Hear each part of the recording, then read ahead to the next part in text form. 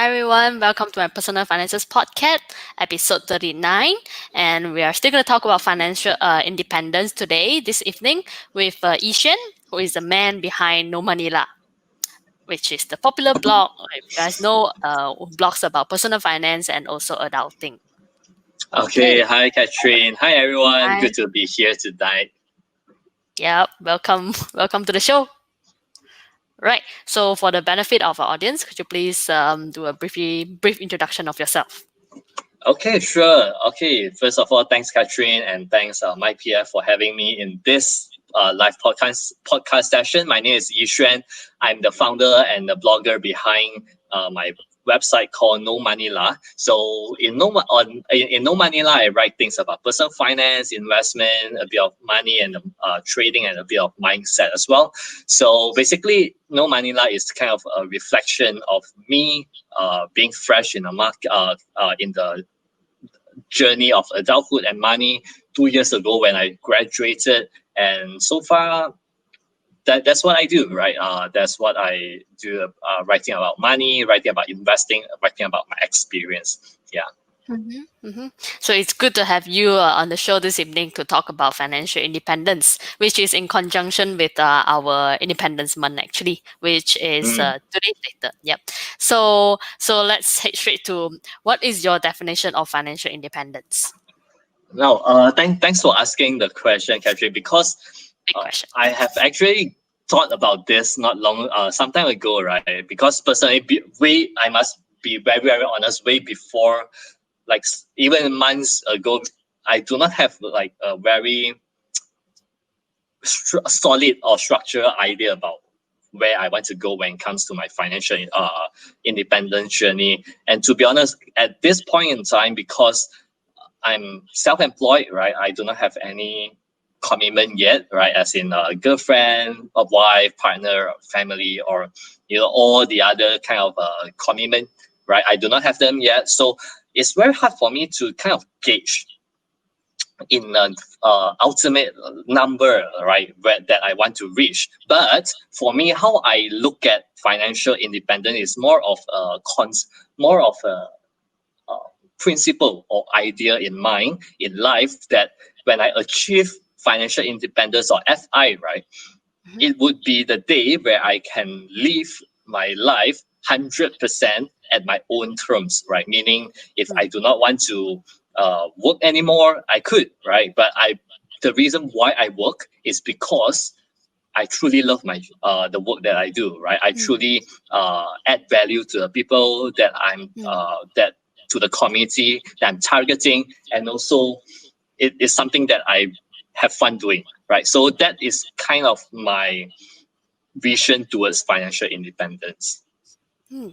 Interesting definition. And we also know there's this big term about FIRE movement, which is financial independence and retire early, which is a big thing. No, a lot of people blog about it. And what's your thought about FIRE movement? Oh yeah, on this regard, I actually forgot to mention one thing when it comes to financial independence, right? I did mention that where my vision towards financial independence, but in the very most basic point of view, the day when I achieve financial independence is actually the day where I finally my passive income, right, that works without me working on it directly, is finally covering my expenses, right? So that is my definition towards financial independence.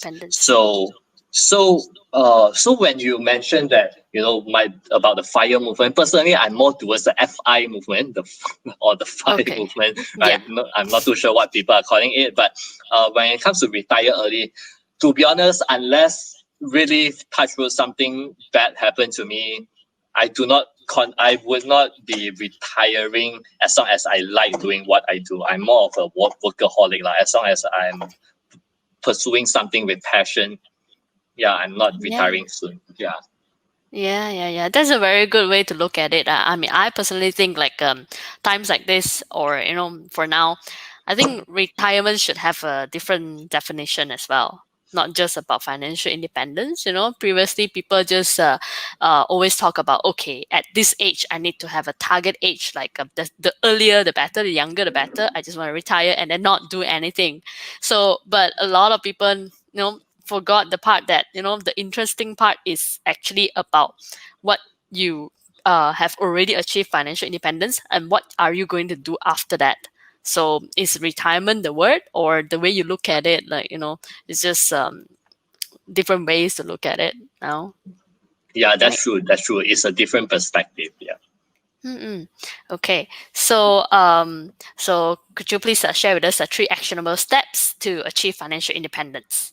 Yeah, for sure. So to be honest, for me, I am a very, very, very young towards in this journey. So if anyone watching tonight, right, if you have any great tips or feedback, just share with me at the comment section, because I would really appreciate it, and definitely can learn a lot from all of you as well. So for me, right, how I approach my journey in financial independence is actually, now I have a caveat to mention, because I am self-employed, right? I do not work Yeah. a full-time Yep. stable paying job. So how I approach financial independence is actually ever so slightly different compared to most people that have a stable paying job, right? So the biggest difference, if I were to say, between as a self-employed, is I actually do not have consistent income coming to my bank account every month, right? Because obviously I don't have a employer to pay me that salary. But how I do that, uh, how I normally do that is, I would kind of measure my revenue and prepare cash buffer for the next 1 or 2 months, right? Until the next stream of income came in, right? And obviously along the way, 2 years running the blog and doing the things that I do, right, I've also generated a decent, not to say comfortable, decent, small passive income or side income that comes in every month as well. So that's something to be noted as well. Okay, so with that in mind, I think we can start to, I think I can share about my three approach to my financial independence journey, right? So the approach number 1, right, is really, I think this is actually the most important approach that is really, really underrated among people pursuing or talking about money at all, right? Because when we look at it, investment is always what people talk about, right? Invest, invest, invest. But I think when it comes to the topic of expenses and savings, right, it's being discussed, right? But the magnitude of discussion in social media is much lower compared to investment. So I want to just hit on this point first, real hard, because I think the first actionable step is really, if you are thinking even of achieving financial independence and retire early, right? Is really to optimize your expenses and savings, right? The most basic thing you can do if you are watching, you are just young, fresh into the job market or anything at all, starting your career, right? Track your spending behavior, right? You would be surprised to find that your lunch, right, is actually cost how a lot of money, right? I was doing Yeah. so what I did a few months ago was I kind of thought about this, right? I kind of asked my audience in Instagram and social media, how much, right, do you spend for your normal workday lunch, right? Meaning Monday to Friday, how much do you spend for lunch, right? So for any audiences watching here this evening, right, feel free to share with us at the comment section below. How much do you spend in average, roughly? Right, that the one that you pay on your own, not your boss pay for you, right? And not those that you can claim under company Yeah, expenses not also, like counted. out of your pocket. Yeah. Yeah, not counted for those. So share with me. I'm very curious, right? How much do you spend for lunch? That the one that you pay for yourself in the comment section below. Now, the reason why I say this, right, bring this up is because you would be surprised, right, as a working adult, to find that your total lunch spending in a month could actually make up to a huge portion or a significant portion of in relative to your income. So here's the thing, right? The first thing that I would really encourage everyone to do is to track your spending behavior, right? And also, whenever possible, cut down on your unnecessary expenses. Like if during lunch, right, you do not have to buy a drink and every time. So you can bring Bubble a tea, bottle of water. No, once in a while can, but yogurt not every drink, day. and all sorts of Oh, beverages out there. yeah, And the they yogurt or a drinks. cup of Starbucks that costs like sometimes close to a 20 ringgit. Sometimes like Exactly. it's a double or triple of your a hawker store lunch actually. That's so Yeah, common. exactly. Yeah. Exactly. That's the thing. And not only that, right, I realized that a lot of people just uh spend way too much. So here's the thing. The point is track your spending behavior, right? Mm, And also practice. There's a lot of theories about budgeting out there that you can learn from, right? Do that, right? Set a budget for yourself. Then that would really be helpful. And the second thing, right, which is at the same point as well, right? mhm, Optimize your savings as well. Practice something that I've written lately is to practice purposeful savings, right? I've written an mm, article about how I built my saving routine, right? Which is what I call purposeful savings, right? So mm, basically, the whole idea is as an example, right? We are humans, right? We need we under normal circumstances, we go travel and stuff like that once or twice every year, right? I know, Catherine, you travel a lot as well for the past year, right? yeah, that's one of Yeah, my priorities. so what we can do, right? Because normally for me in the past, when it comes to travel, right, it pains my heart when I have to pay for the traveling expenses, right? Mm, Because obviously gets are relatively expensive, right? You need to spend to eat and stuff like that, right? So what I do is I kind of take an average price of like a vacation, right? Or that mm, the money that I spend on vacation, right? During a past year, then I kind of divide by 12, right? So every month I kind of save, purposely save like maybe if it's 1,002 ringgit, right? I kind of save like a few $100 a month to prepare myself towards the vacation. So when it comes to the time for you to actually pay for your vacation or spend for your vacation, right, you wouldn't feel hold back, right? Oh, this mm, restaurant looks good, right? But because it's a little bit more expensive, so I miss out on the good food, right? So mm, now that you have this purposeful saving on with you, right? Traveling doesn't seem so stressful anymore in some way, financially at least, right? It yeah. will be more fun traveling, and you'll be more happy spending the money because, well, you have allocated that money for it anyways, right? Yeah. So that's Mhm, the first point about yeah. my Especially if first you know approach, that lah. Yeah, especially if you know that you have already allocated the funds. So those are not exactly like I mean the key point I would say is to be very very conscious about every single expenses. Like we wouldn't the last thing that we want is to end up don't know where your money went after a whole month, thinking that Yes. I got paid like just a few days ago, but how come the money just went away? Like I hear so much of this. A lot of people tell me that like every month I just can't save any amount at all. But that's when we have to ask them the question, do you know where you are spending your money? Are you actually tracking your expenses? And also, are Yeah. you spending on like things that you really allocated for, budgeted for? And are those things really like what you need? And are those really out of your top priorities? I mean, one of the ways that I can share is I do have like a want list and a need list. I mean, there are things that I think I want to buy, that I'll just dump it on the list, and but I will always delay the purchase because I want to be very very clear if those are the things that I really need or not. So Mm. I have the list there, and then but surprisingly, more often I always delete and remove the items like from the list, because that if I don't buy it for a couple of months, that's when I realize I don't really need it at all. Why would I even want to spend the money? So yeah, that's one of the ways. But Yeah, yeah, exactly. mm, Delayed gratification. yes, yes. All right. So very good point about optimizing expenses and be very careful with savings. And what about your next point for steps to achieve financial independence? Yeah, for second is something that is actually very very similar, and I think this is equally useful for if you're watching and you work like a stable full-time job, right?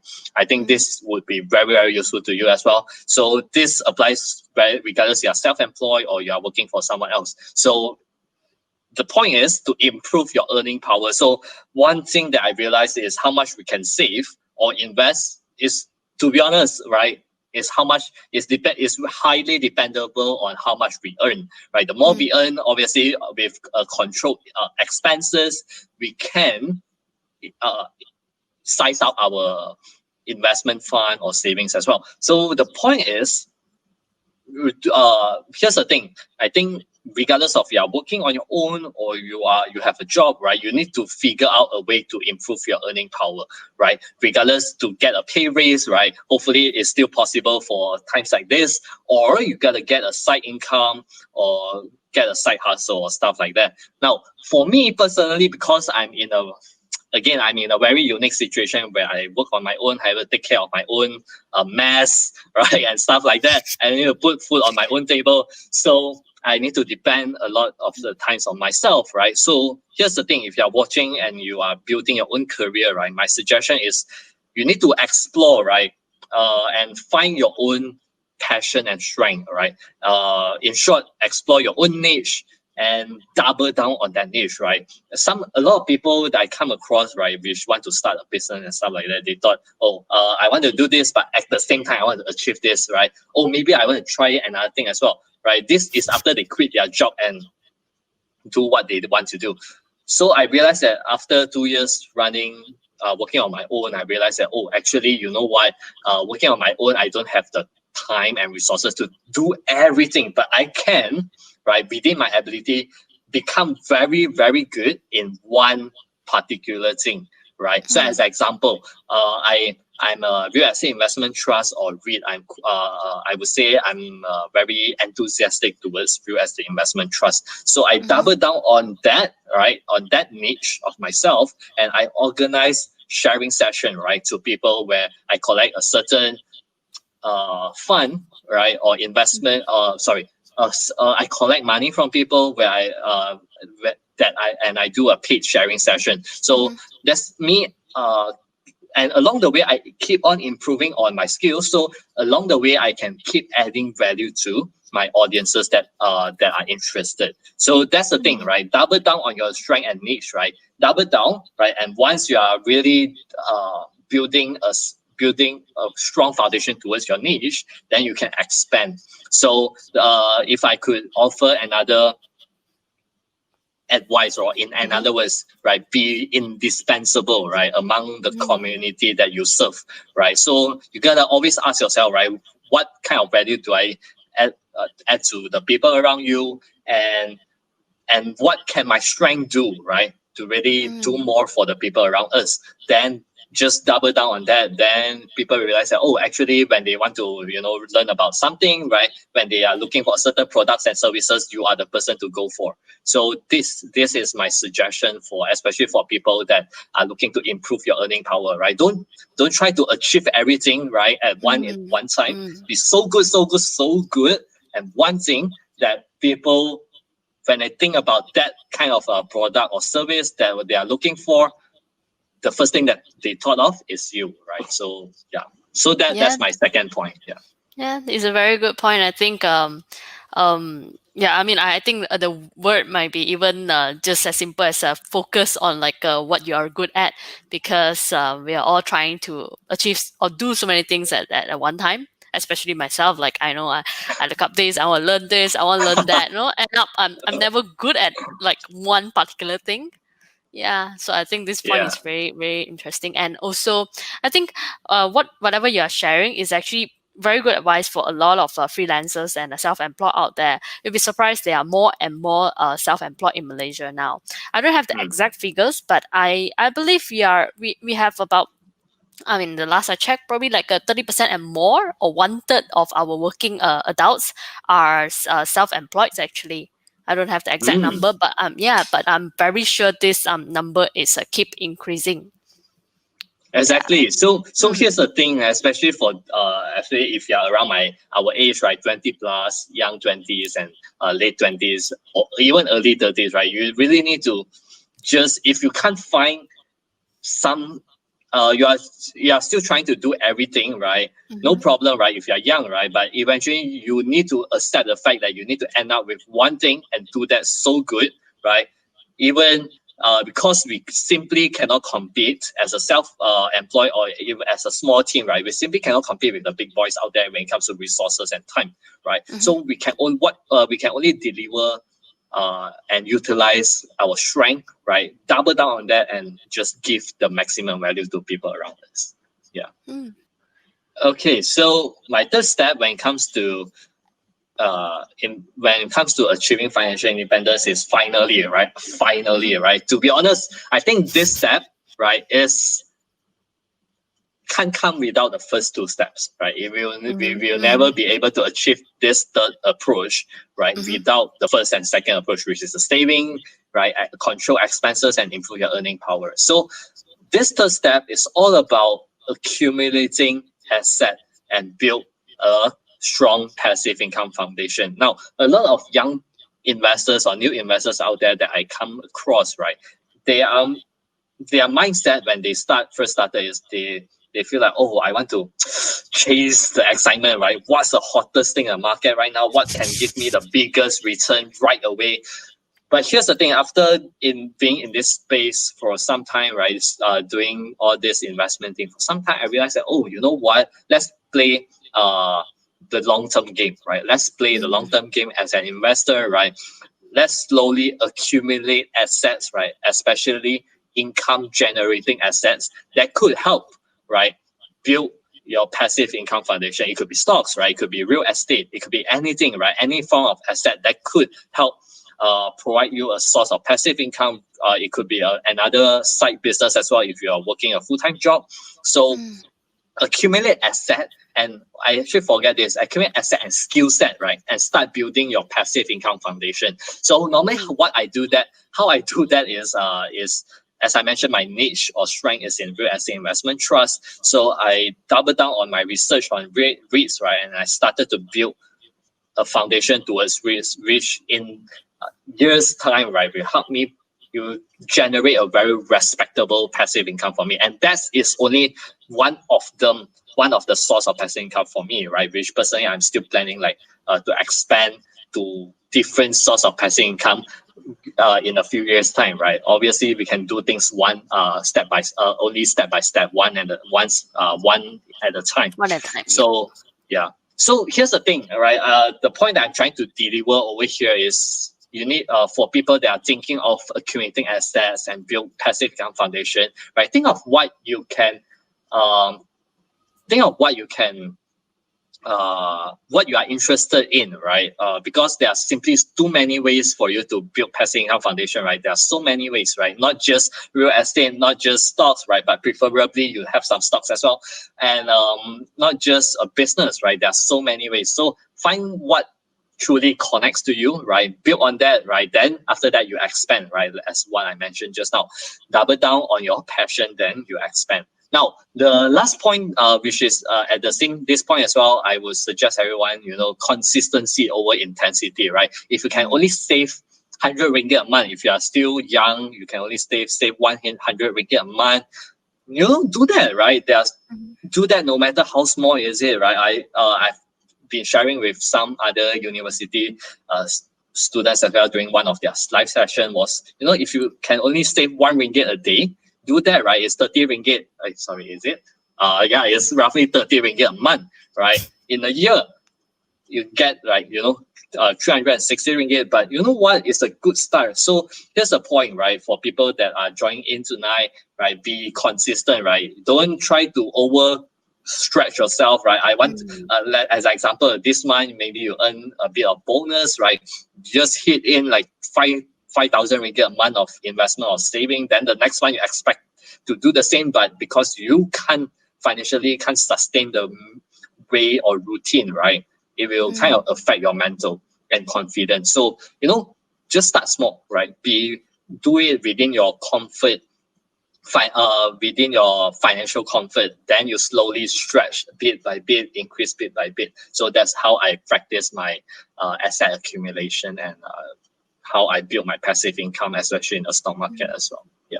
Yeah, this is interesting. Like from your sharing, we all like when it comes to like investment planning. We always advise client to look at things in a big picture. Do things a long term. Always have your regular investment. But from your sharing, like then we actually realized that it's not just about investment that we should look at the long term game. Like it's also about all the things that you're doing in life. Like as you mentioned, that it's because of you had the interest in REITs. That's why you invest your time and your skill set, in your time and effort on this. That's why you get better and better. That's about long term investment as well, instead of like you mentioned, like always think about getting quick result. That is always like Exactly. not sustainable. Exactly. That's very true. That I think I think like we could really use like kind of the long term mindset when we do anything at all, right? Especially for young investors, right? Young or business people nowadays. I think if we can just stretch our time zone a little longer, right? We wouldn't rush for result too fast, and we wouldn't got hit at the break, right? So often. Yeah. Yeah, I think this is a especially good advice for the self-employed or the freelancer out there, or for someone who has actually just quit a job and looking for for something that they can do on their own. I mean, this is very important because if you have the mentality that okay, I have quit my job now, now I can start doing this on my own, but then if they have this mindset, chances are they'll get hit very very quickly, and then they get all stressed out over time, and then probably think of giving up. But if you have the mindset coming into picture, knowing that this is a long term game, the whole mindset will be very different, and then they will do things at ease, at their own pace, and then slowly build towards wherever they want to achieve. Yeah, but Catherine, if I may just add, to be very fair, right? I think what I shared today, right, is what kind of what I learned, right, along the way. When I first started, I was just like anyone else, right? As like very reckless, right, very very egoistic, right? I thought I knew everything, right? Back then, to be honest, I know nothing at all. But so here's the thing, I think it's not a bad thing, right, to make mistakes. It's not a bad thing to sometimes hit breaks or walls, right? Just that don't let your confidence or faith toward your own ability be affected because of that, right? Every lesson, right, good or bad, is a good opportunity to grow and improve ourselves. Would you please share with us your what is your investment breakdowns by percentage between different asset classes? I believe you Yeah, have sure. some. Yep. Yes. Interesting, Yeah, like so chart for us to look at. yeah, so what if you are watching right now, if anyone that's watching right now, so this is kind of my portfolio breakdown for June 2020. Reason is not July, it's because I haven't really updated this pie chart, right? And to be honest, it didn't change that much, except for more of the cash part actually goes into asset classes. So just quickly, let me just quickly break down what everyone is seeing right here. So the biggest part or biggest chunk of my portfolio, even until now, is still cash in hand for investment purposes. Now, as I mentioned, because personally I'm a self-employed, right? So this kind of mean that I do not have like a stable income that's coming. I do not know what to expect, right? That's I have an idea lah. I'm not that I do not know at all. I kind of have an idea how much to You're go just into being my too bank humble.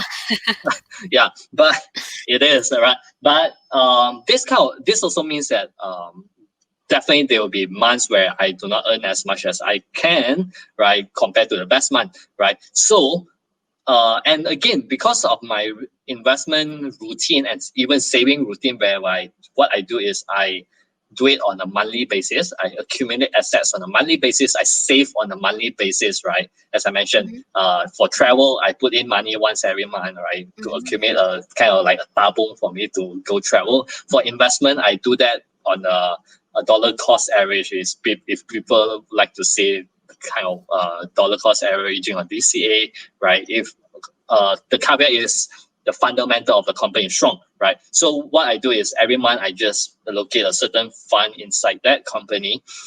So with that in mind, cash, the reason why cash is the biggest chunk of this pie chart over here is because I have to prepare myself, right, to invest in the month where I may not earn that much, right? So you can call this cash in hand more like a cash buffer, right? Currently, I have 3 months, actually 3.5 months of cash buffer for investment purposes, right? So this means that for my investment routine for the next 3.5 months to come, right, it's all covered, right? So when it's used up, then I just kind of refill that cash buffer, and then it continues. So that is the reason why cash is still my biggest chunk, right, when it comes to my portfolio breakdown. Now, moving on, which without surprise is my next biggest holding is the stock market, which is REITs, right? So that's a practice out there where people actually separate REITs from the stock market. Well, it's a personal preference, but I don't think we should separate REITs from the stock market because REITs are part of the stock market. So yeah, so that's just me, right? So REITs are comes next as the biggest, how to say, the biggest breakdown of my investment, right? So yeah, so we have a question here from Paul. So do you only invest in REITs in the stock market? Hey, So yeah, I believe he's asking you about this orange portion, like is this your only stocks in your asset allocation? oh yeah, so hi Paul. So yeah, as of this moment, my money in the stock market is mainly REITs, right? But that doesn't mean I am very focused, right? Because a lot of people thought that, oh, when you invest in REITs, right, you are putting your eggs in one basket. That is actually not true, right? Because when you understand REITs, right, REITs is actually a sector where they contain commercial, listed commercial properties, right? So when I invest in REITs, when I understand the business of REITs, right, I am essentially exposing myself, right, to different kind of commercial properties. It could be retail, it could be office, right, it could be hospitality, it could be healthcare, right, it could be data center, right. Some other REITs in the US, right, they even have like the prison REITs, right, prison, jail, right. So basically, you expose yourself, right, when you understand just this REIT sector itself, right, it exposes you to a lot of different Industry. business industry in the market. So that's why, as I mentioned, my interest in REITs, I do not have time, unfortunately, as much as I love to, right, to study other sectors. So at this age, like at least at this moment in time, I double down on my strength. Now, that doesn't mean I only invest in REITs, right? Now I want to move on to the third pie, the biggest chunk in my investment breakdown, which is robo-advisor. This is something that is managed on my behalf, right? As I think most of the audience would have known, right? Stashaway, Wahid, right? So these are some of the low-cost robo-advisors that I use, right, in order to help me give me exposure to different ETFs and asset class in the market as well. Yeah, I think I remember that. I think there's a question from Marcus. Yeah. I think there's Yeah, a question. yeah. Marcus is saying that is your cash in hand only for trading purpose? I think you brought out the Uh, point earlier. Yeah, good point, Marcus. So, my cash for investment is purely cash for long-term investment. I have this, by the way, this is only cash. My asset for investment. I have asset for I have money allocated for savings. I have money allocated for specific purposes like for trading. So that is not mentioned in this pie chart. Yeah, but anyway, thanks for asking, Marcus. So hopefully that is clear. Now, Yeah. after robo advisor, the next thing that I have money in is actually PRS in terms of allocation, right? This is, well, I think this is really not. I think there's nothing much for me to explain here. It's just another retirement scheme by the government, right? So Mm-hmm. it's there, right? It's nothing Mm-hmm. much that I do on my end. And moving on is gold, right? Which is Mm-hmm. okay. A lot now about gold, right? Is a lot of people tend to think gold as an investment, right? Personally, I use the word invest as well, but ultimately, deep down, I look at gold as a form of inflation, not so much of a hedge, right? Be it again, Mm-hmm. if it could be against inflation, it could be against the market volatility, right? So it could be against the value of money itself. So I have asset to money allocated towards gold every month as well, right? On a monthly basis, right? Through platform like Hello Gold, right? Because again, not to again they don't sponsor this video, so but but here's the thing. Hello, platform like Hello Gold, they allow me, right, to invest in gold at a very small amount, right, compared to other gold platforms where I need to invest at a 1 per gram basis, right? Sometimes I would just love to put in 50 ringgit, but only Hello Gold allow Yeah. me to do that. Yeah, and personally, I'm looking towards adding some silver into my metal holding as well. So that is something that I would love to write about in the future. Now, that's gold, right? EPF is so EPF for me is a little different. If I think for everyone that's watching here tonight, you might have read about some personal finance creators. They show you the breakdown as well, right? Some people might have their EPF being taking out a huge chunk of their portfolio, but for me, right? For me, because I'm a self-employed, I self-contribute to my EPF.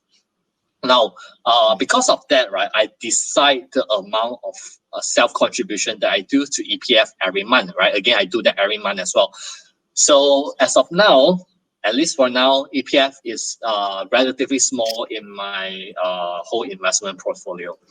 So yeah, so lastly, it comes down to all the little things like the big cryptocurrency like Bitcoin, which is the leftover from the 2017-18 height, right? I actually managed to sell most of them at around around 20k USD, the height of 20k USD. So this is some of the remaining holdings. And personally, I'm looking into looking to invest, starting to add on more of my positions, right, to cryptocurrency as well. So yeah, that's so we kind of can expect the pie chart of the cryptocurrency part to kind of expand in time. Now the last one is ASND, right? Yeah, so it's ironically small, right? So there's nothing to be proud or talk about that. So yeah, that's it. That's my portfolio breakdown, at least for June 2020. Yeah. Yeah, thanks for your sharing and very detailed explanation of each allocation actually. And I see that you actually most of this investment are actually you have regular savings, regular investment towards those actually, right? Instead of just a Yeah. lump sum into that asset classes itself. Oh yeah, because I think this is actually kind of the approach that I would suggest people, especially people who are busy in life, you have a family, you have children to take care of, right? You simply don't have time to manage your own investment, right? Maybe you can have a bit of time, right? But not you cannot hand the point that I'm trying to convey here is we cannot have control over everything, right? Whenever possible, automate, right? Whenever possible, automate the process, right? So if you can see among all the pie charts here, the only thing that I'm actively involved in is my investment in REITs, right? Because that's a sector that I'm familiar with. That's a sector that I'm interested in, right? So that is the platform. REITs are the only thing that I am actively involved in, right? The others, right, like the gold, like EPF, like what else? Robo advisors, right? All those I would say 95% of the time, right, I automate the whole process. Yeah. And again, yeah, for anyone that's watching here tonight, if you're interested, I think in the slide they have a QR code there. You can go check out this article specifically, and also, or else you can just visit my website, NoMoneyLah. Yeah. Yeah, very interesting. I think you brought out a very good point about um which is Automation. investing. Yeah, automation is one point definitely, because I mean, yeah, although we the term of like dollar cost averaging is a bit too, overused sometimes, but it's still a good behavior when it comes to investing. We all believe, like, because yeah, we all know that by investing regularly, you are lowering down your investment cost. And also one point that you really brought out, that I find it's very interesting, is that you actually, the reason why REITs has a big portion out of your pie chart is because it is something that you have a lot of skill sets in, and a lot of knowledge in, and it's something that you have already studied for a period of time.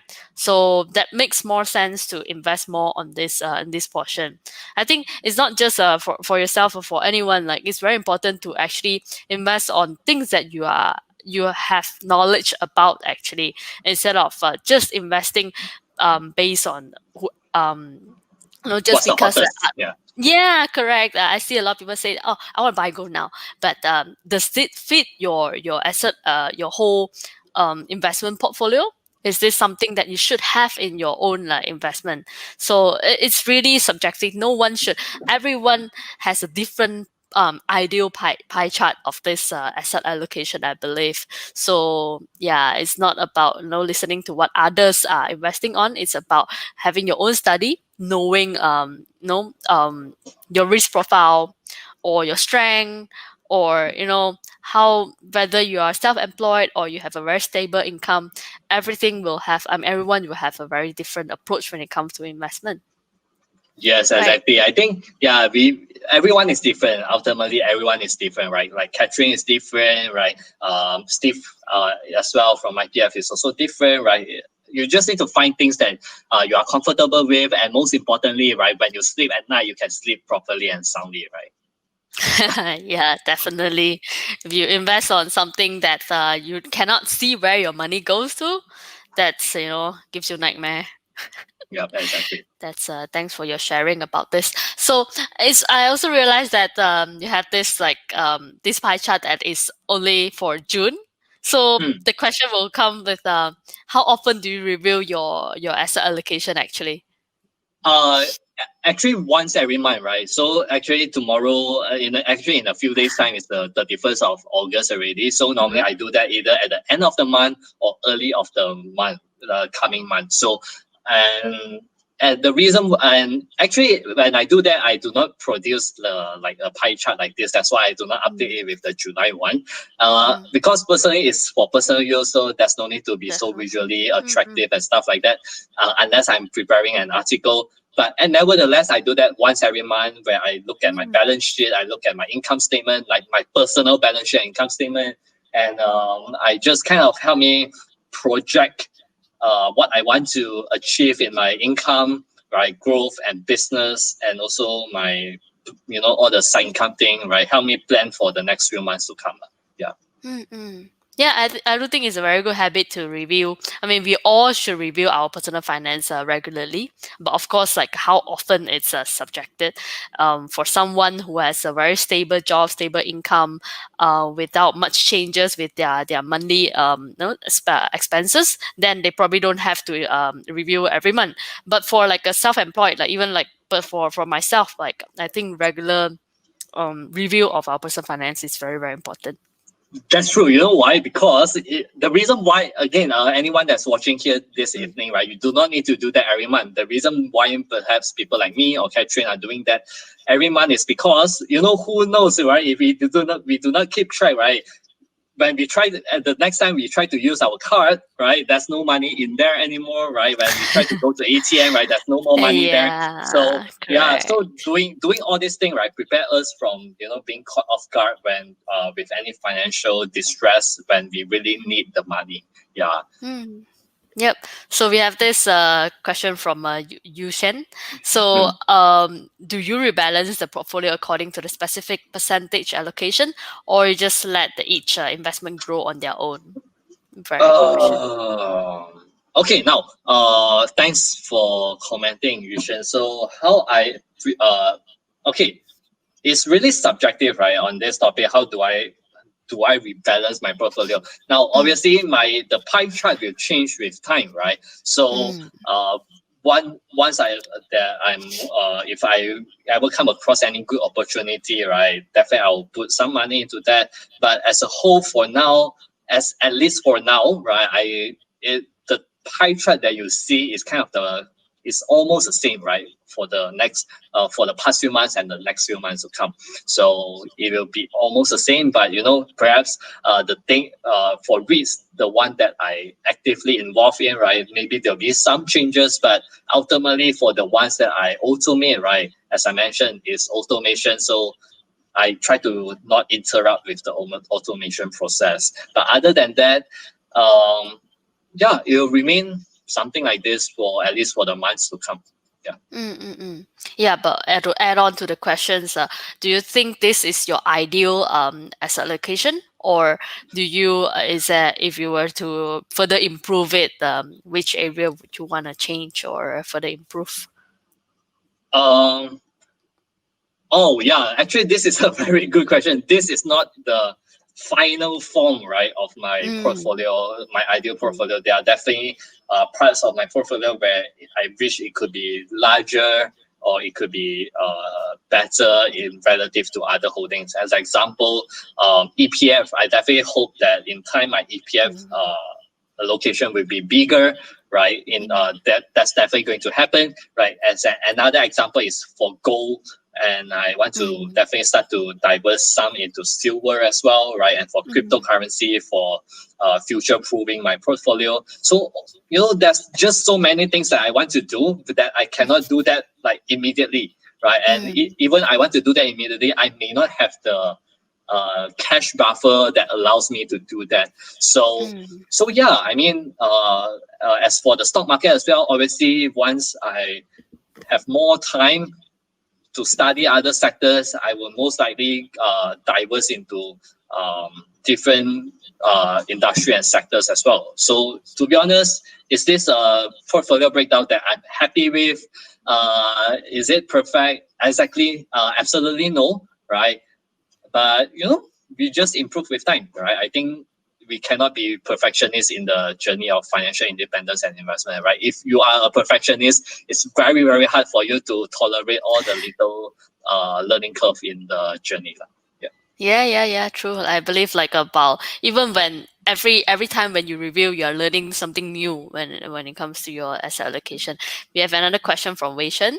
Which robo advisor generate a better return, Wahid or stash away? Wow. Oh wow. How about we can always choose to answer or Yeah, I think have your own actually explanation. this is an interesting question, Mason. So to be honest, when people ask me this question, right, my answer is the same, right? Like, robo advisor is a relatively new financial service in the market, at least in Mm, Malaysia, right? Wahid, mm, Stashaway, even things like MyDeal and any other robo advisors in the market, they are what at most two years, right, or 3 years.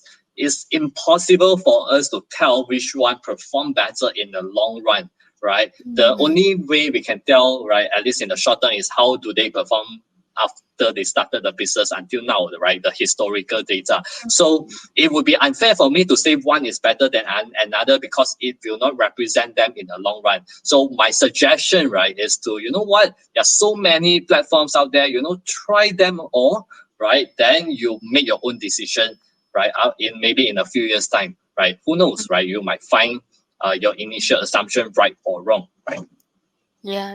Yeah. That's a very good way to put it. Really, is to I mean, first off, is really to come from your own. It's only make any like investment decision after you really understand your current financial situation instead of just thinking that this one is better, I just go like even if you have decided that this is the one that this the investment that you want to go for, you should only allocate the fund that you want to allocate based on your own study of your current financial situation. Yes, exactly. Yep. All right. That's thanks for sharing on your pie chart and also all the financial independence tips. And Happy to do so. Yep. So tying in with our Merdeka month, which is the month of August. So what are your hopes and aspirations for Malaysia, especially in the perspective of finance and economy? This is actually a very big question Yeah, for it me is. to It sounds answer. big.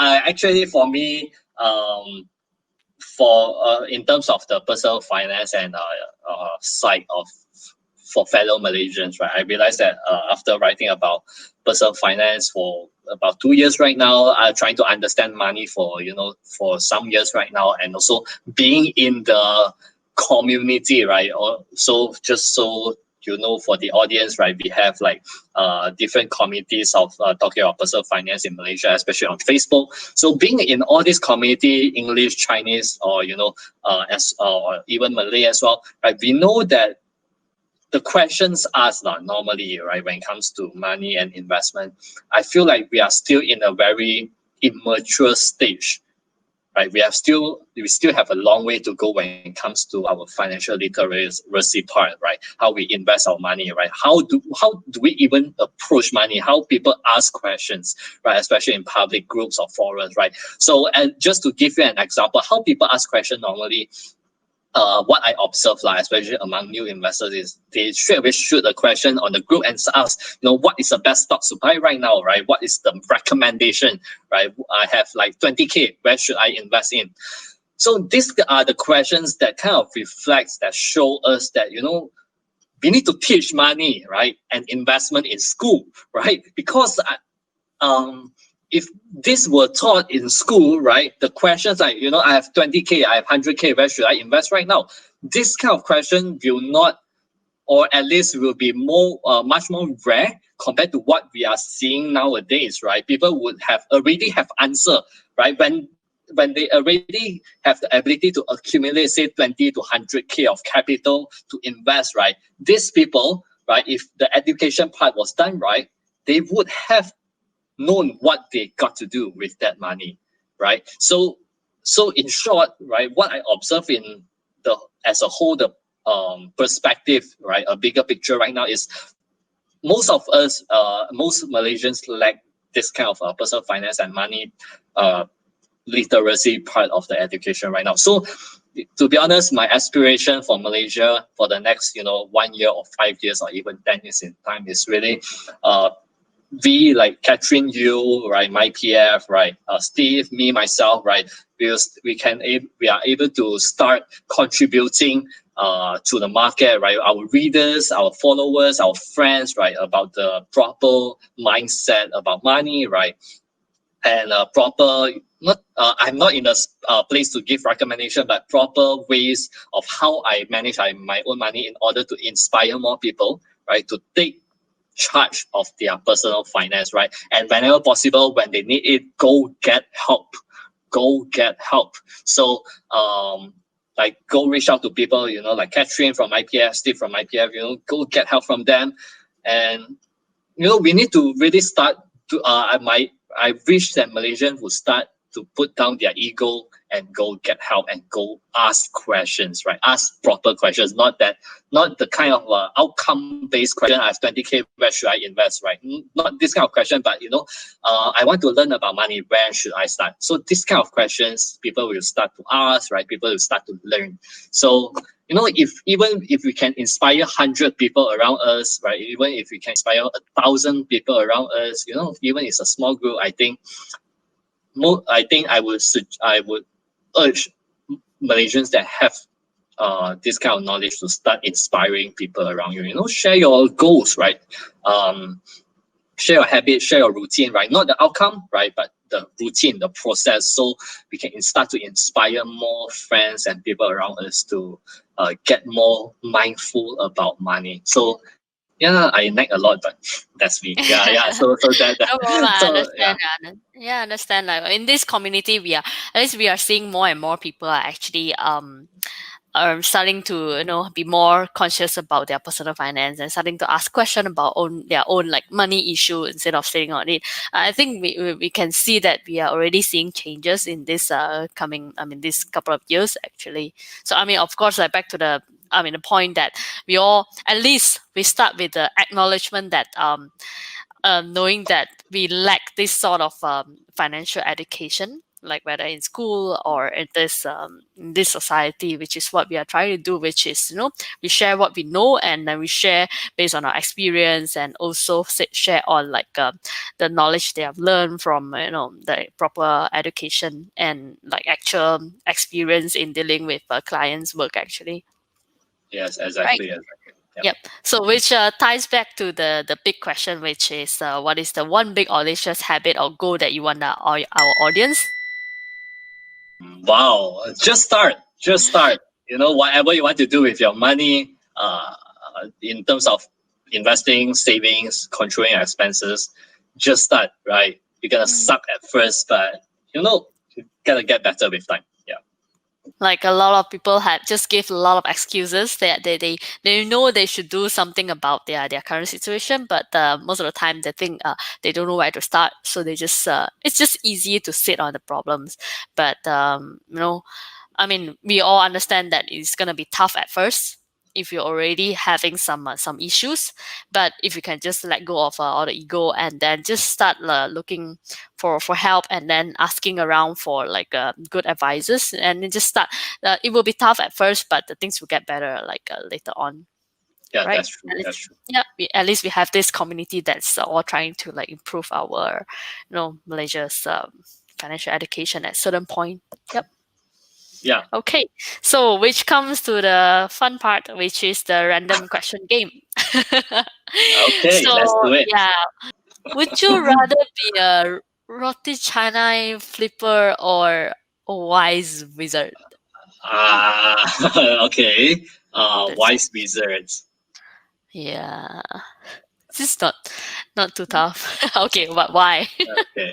Why Why? not roti canai flipper? It's a There's good so start. much more.